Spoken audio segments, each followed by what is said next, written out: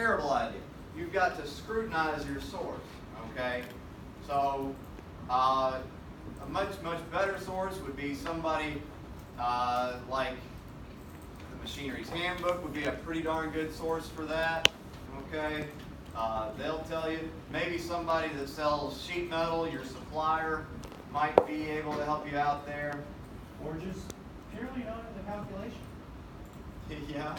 Yeah. All right. 10 gauge. Let's see. I'm not going to be able to Google my way here, but there we go. All right. Carbon steel, 0.1345. All right. And you'll notice that there are different, the 10 gauge has a different thickness depending on whether you're talking about galvanized steel, stainless steel, or aluminum. Okay, so be very careful with that. And in fact, when you order steel and things like that, if it's on a print, then you ask for the steel of this thickness, and you can say in parentheses, give a reference 10 gauge, but it goes in parentheses. Okay, so what you really mean is this right here. So be very careful about that, okay? Also, our design constraints here say 10 gauge.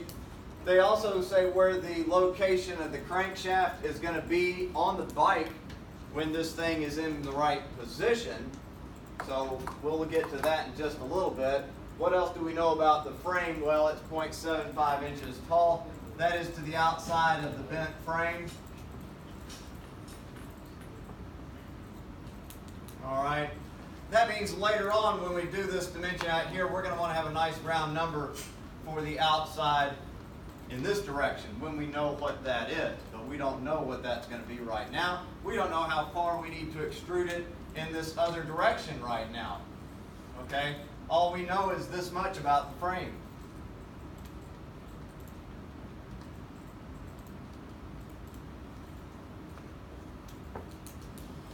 Let's see, the length is so that it can fit the engine.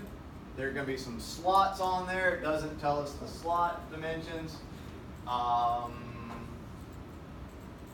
Let's see, it does say that this mount, the model for this mount, whatever it is, this is homework 11, right? Homework 10. Oh, it's 10? This one's 11. Yeah, this is 11. Homework 11, and then your UUID, which, by the way, is not your student ID number. It is your email. Okay, so your UUID here. What was I saying? Oh yeah, this file, .prt, should not have any external references that go out and look at anything else. What do I mean by that?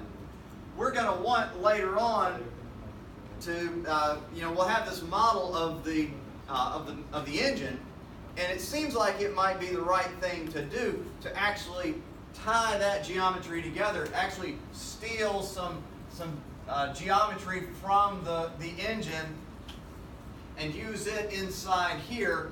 And I'm going to ask you not to do that. You see, you could use like a wave geometry link like we did for the left side, when we did the right side, and actually pull geometry in and reference another file. I'm asking you specifically not to do that with this engine mount file. Okay? We don't want to tie the geometry together. We don't want it to be associative with an external file, like the engine model. Does that make sense? I hope that makes sense. So that when I open this up, it won't say, hey, I can't show you everything about this model because I can't reference that engine model file. Okay? So what that means is we're going to have to measure the engine mount on the engine itself and come up with some dimensions for the slot locations. Okay, so we'll have to get these, and then we'll have to manually position them on here in a place where it lines up, but we won't tie it to the engine model. Sometimes that's the appropriate thing to do, sometimes not. All right.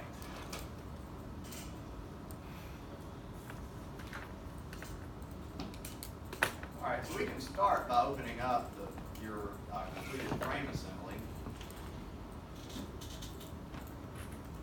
Looks like I've been meddling with this one last. All right. If that plane is in there, just go ahead and delete it. It doesn't need to be there. You don't need this plane either.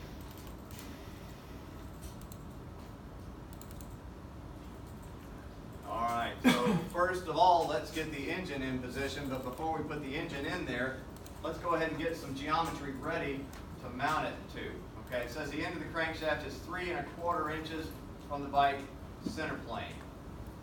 All right, so what I want to do is I'm going to put me a datum plane in there.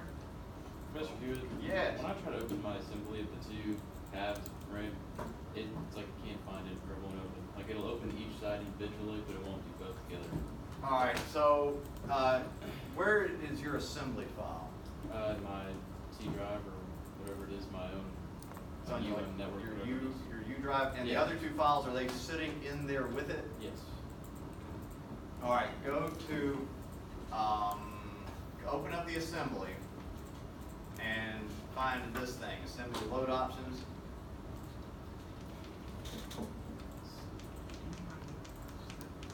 The assembly load option, and make sure that it is set to from folder. And then you may have to reopen it, save it, and then reopen it.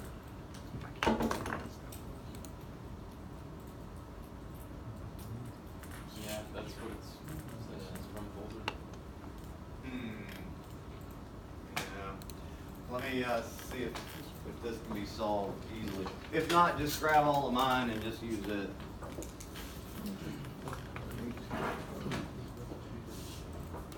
Like here's So my is those three assembly. files supposed to pop up at the top, or just the assembly one? Because you're going to have to rename those files. Anything other than that, right?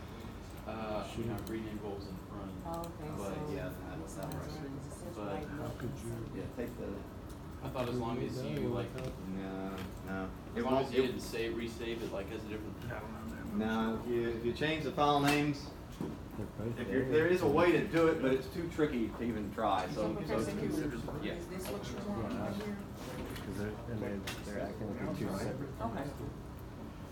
All right, so let's see. Yeah, so just grab mine and use it for this, Micah. That'll be fine. All right, so we'll put a datum plane in here, and we're going to offset from the center plane. Datum right there. In that direction, 3 1/2. And since the crankshaft is going to be down over here somewhere, we can just slide this over. We're not actually moving the plane, we're just kind of showing where we want it to display. That's fine for now.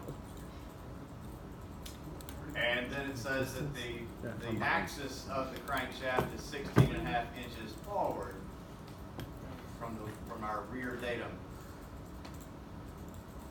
Why can't I add a date? But y'all are not enjoying this? But it won't let us It's select all the the datum. murmuring. It won't let me add a datum plane to Are initial you in the go application modeling? application. No, I didn't realize that was a thing. Whoop. It's possible to wind up in a thing called the gateway, depending on how you get into your files. No, it still won't let me do it. What's he saying? It just Do you have a selection filter set? No selection filter, entire assembly?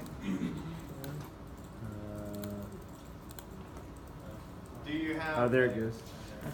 Move bit menu out of the way. Change that to entire assembly. You should be able to select the plane. And then you just select this. All right. When you get done with that, we'll just not create new. We'll just add the engine. You did it at a distance. We'll have to find that engine. Should be in the same directory I'm working in.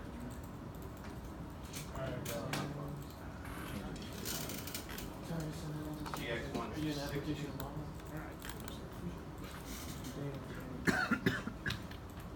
And generally, I have better luck if I kind of move the model into the approximate location. I don't know where the other I don't one know, is. sometimes it helps, sometimes it doesn't help, so I'm just gonna say right click and, whoops, no, that's not what I want. Right click and move, Yeah. and just flip it around, so it's sort of right, doesn't have to be exactly right. Alright, and now I will constrain it, assembly constraints. All I'm doing is stuff you guys have seen before, so don't even worry, just make a note of it. Insert the engine and constrain it. So I'm gonna do this with a touch. I'll touch that crankshaft surface. Did he put To his that planes plane. at certain distances? Alright, so it may But not from look the right if front- you're looking at it from the side, but that's not the side that we did anything with. If you turn it like this, you'll see, or like this, you'll see that the crankshaft is actually lying on that datum plane.